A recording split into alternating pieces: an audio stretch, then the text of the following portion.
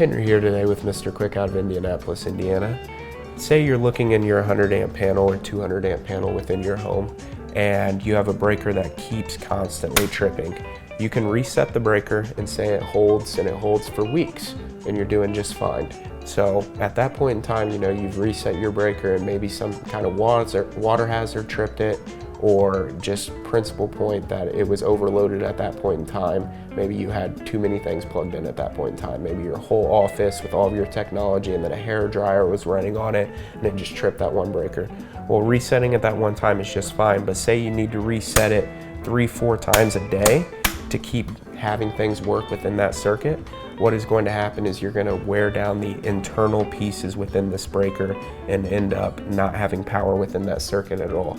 So going forward after that, if it keeps continuously tripping over and over again, you need to get a professional out to diagnose what is going on with that circuit, because you might have problems within the wiring, you might have problems within the plugs and the switches, the devices themselves, or you may just have an overloaded circuit with too much stuff on it. So resetting it once for a small amount of time and it holding, okay, but past that, you need to get someone else out to take a look at it.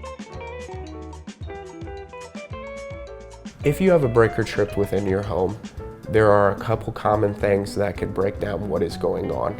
Item number one, probably the most common thing, is that you've overloaded that circuit. Space heaters within the winter often trip breakers. They need to be on their own dedicated circuit. When I say dedicated circuit, what I mean is that that breaker itself is hooked up to just one plug, and that is ran for a space heater within that room.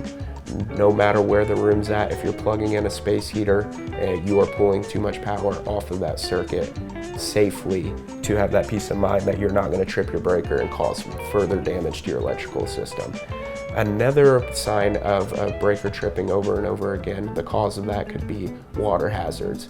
So within kitchens, washing or laundry rooms, bathrooms, you should have GFIs within there. If you do not have a GFI, you will have a GFI breaker located in your panel. If it is tripped and it's not on a GFI, that is a sign that water got on a cord of an appliance you were using, or something was plugged in wet. So going forward there, we would want to get a GFI breaker installed, or changing out how your appliances and outlets are plugged in to where they are plugged in and ran off of a GFI circuit.